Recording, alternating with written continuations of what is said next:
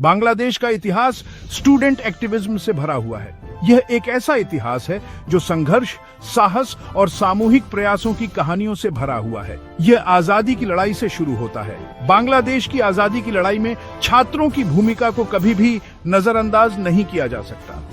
1952 में students language movement में सबसे आगे थे। यह आंदोलन एक महत्वपूर्ण मोड़ था जिसने बांग्लादेश के इतिहास को हमेशा के लिए बदल दिया। उन्होंने उर्दू को एकमात्र आधिकारिक भाषा बनाने के खिलाफ प्रदर्शन किया। यह विरोध केवल भाषा के लिए नहीं था, बल्कि यह सांस्कृतिक पहचान और आत्मसम्मान की लड़ाई थी। इस आंदोलन ने बांग्ला को आधिकारिक भाषा के रूप में मान्यता दिलाई। यह एक बड़ी जीत थी जिसने बंगाली लोगों को गर्व और आत्मविश्वास से भर दिया। इसने बंगाली राष्ट्रवाद की भावना को जगाया। यह भावना आने वाले दशकों में और भी मजबूत होती गई। विरोध की भावना तेज होती रही। छात्रों ने हर मोर्चे पर अपनी आवाज बुलंद की, चाहे वह राजनीतिक हो या सामाजिक। 1971 में स्टूडेंट्स ने मुक्ति युद्ध में महत्वपूर्ण भूमिका निभाई। यह युद्ध बांग्लादेश की स्वतंत्रता के लिए निर्णायक साबित हुआ। वे मुक्ति वाहिनी में शामिल हुए। उन्होंने अपने जीवन को दांव पर लगाकर स्वतंत्रता की लड़ाई लड़ी। उन्होंने पाकिस्तान से आजादी के लिए लड़ाई लड़ी। यह संघर्ष केवल भौगोलिक सीमाओं के लिए नहीं था, बल्कि यह आत्मनिर्णय और स्वतंत्रता की भावना के लिए था। स्टूडेंट एक्टिविज्म का यह इतिहास एक पावरफुल बैकड्रॉप के रूप में कार्य करता है। यह हमें याद दिलाता है कि जब युवा एकजुट होते हैं तो वे बड़े से बड़े बदलाव ला सकते हैं। यह दिखाता है कि बदलाव लाने के लिए यंग पीपल में कितनी क्षमता है। उनकी ऊर्जा, उत्साह और दृढ़ संकल्प ने बांग्लादेश के इतिहास को आकार दिया है। लैंग्वेज मूवमेंट और मुक्ति युद्ध बांग्लादेश की कलेक्टिव मेमोरी में बस गए। ये घटनाएं आज भी लोगों के दिलों में जीवित हैं और उन्हें प्रेरित करती हैं। वे एकता की शक्ति और अन्याय के खिलाफ आवाज उठाने के महत्व की याद दिलाते हैं। यह हमें सिखाता है कि जब हम एकजुट होते हैं तो हम किसी भी चुनौती का सामना कर सकते हैं। इन ऐतिहासिक घटनाओं ने आने वाली पीढ़ियों के लिए स्टेटस क्वो को चुनौती देने की नींव रखी।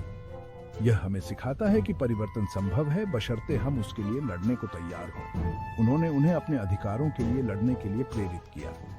यह संघर्ष आज भी जारी है और यह हमें याद दिलाता है कि स्वतंत्रता और न्याय के लिए लड़ाई कभी खत्म नहीं होती। मुक्ति युद्ध के बाद बांग्लादेश को कई चुनौतियों का सामना करना पड़ा। देश को पुनर्निर्माण की आवश्यकता थी और इसके लिए एक मजबूत और एकजुट समाज की आवश्यकता थी। सबसे जरूरी मुद्दों में से एक था हिस्टोरिकल इनइक्वालिटीज को दूर करना। ये असमानताएं समाज के विभिन्न वर्गों के बीच गहरी खाई पैदा कर रही थी। हाशिए पर रहने वाले समुदायों के उत्थान के लिए सरकार ने 1972 में एक कोटा सिस्टम की शुरुआत की। इस प्रणाली का उद्देश्य उन लोगों को सशक्त बनाना था जो लंबे समय से उपेक्षित थे। इस सिस्टम ने विशिष्ट समूहों के लिए एक निश्चित परसेंटेज सरकारी नौकरियों और शैक्षिक अवसरों को रिजर्व रखा। यह एक महत्वपूर्ण कदम था जो समाज के कमजोर वर्गों को मुख्य धारा में लाने के लिए उठाया गया था। कोटा सिस्टम का उद्देश्य हिस्टोरिकल इनजस्टिसेस को सुधारना था। यह उन लोगों के लिए एक आशा की किरण थी जो पीढ़ियों से अवसरों से वंचित थे। इसका उद्देश्य उन समूहों को अवसर प्रदान करना था जो सिस्टमैटिकली डिसएडवांटेज्ड थे। यह एक प्रयास था कि समाज के सभी वर्गों को समान अवसर मिले। इन समूहों में जातीय अल्पसंख्यक, विकलांग लोग और अविकसित क्षेत्रों के लोग शामिल थे। मंशा नेक थी। सरकार का उद्देश्य था कि कोई भी व्यक्ति पीछे न छूटे। इसका उद्देश्य एक अधिक न्याय संगत समाज बनाना था। एक ऐसा समाज जहां हर व्यक्ति को अपनी क्षमता का पूरा उपयोग करने का मौका मिले। हालांकि कोटा सिस्टम अच्छी मंशा से बनाया गया था, लेकिन इसके अनपेक्षित परिणाम हुए। समय के साथ इसने नई समस्याएं पैदा कर दी। कुछ लोगों ने महसूस किया कि यह प्रणाली मेरिटोक्रेसी के खिलाफ थी और इससे समाज में नई असमानताएं पैदा हो रही थीं। आलोचकों ने तर्क दिया कि कोटा सिस्टम इनएफिशिएंसी और रिजेंटमेंट का कारण बना। उन्होंने कहा कि यह प्रणाली योग्य उम्मीदवारों को अवसरों से वंचित कर रही थी। यह बहस और विवाद का विषय बन गया। कुछ लोगों ने इसे सामाजिक न्याय का प्रतीक माना, जबकि अन्य ने इसे एक बाधा के रूप में देखा। इस प्रकार कोटा सिस्टम ने बांग्लादेश में एक नई बहस को जन्म दिया जो आज भी जारी है। जैसे जैसे दशक बीतते गए, कोटा सिस्टम में दरारें चौड़ी होती गईं। समानता को बढ़ावा देने के लिए बनाया गया सिस्टम असमानता के नए रूप पैदा करने के लिए बढ़ती आलोचना का सामना कर रहा था। मुख्य आलोचनाओं में से एक यह थी कि कोटा सिस्टम पॉलिटिकल पैट्रोनेज का एक जरिया बन गया था। वास्तव में योग्य लोगों को लाभान्वित करने के बजाय इसका इस्तेमाल पॉलिटिकल गेन्स के लिए किया जा रहा था। इससे भ्रष्टाचार और भाई भतीजावाद के आरोप लगे। इसके अलावा कोटा सिस्टम को मेरिटोक्रेसी के लिए एक बाधा के रूप में देखा गया था। कई लोगों ने तर्क दिया कि इसने जनरल कैटेगरीज के योग्य उम्मीदवारों को अवसरों से वंचित कर दिया। उन्हें लगता था कि उनकी मेहनत और प्रतिभा को नजरअंदाज किया जा रहा है। इससे आबादी के एक बड़े हिस्से में हताशा और मोहभंग की भावना पैदा हुई।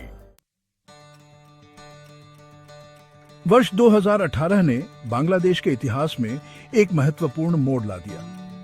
यही वह वर्ष था जब कोटा सिस्टम को लेकर लंबे समय से चली आ रही नाराजगी आखिरकार उबल पड़ी। बदलाव के अगुआ छात्रों ने एक बार फिर मोर्चा संभाला।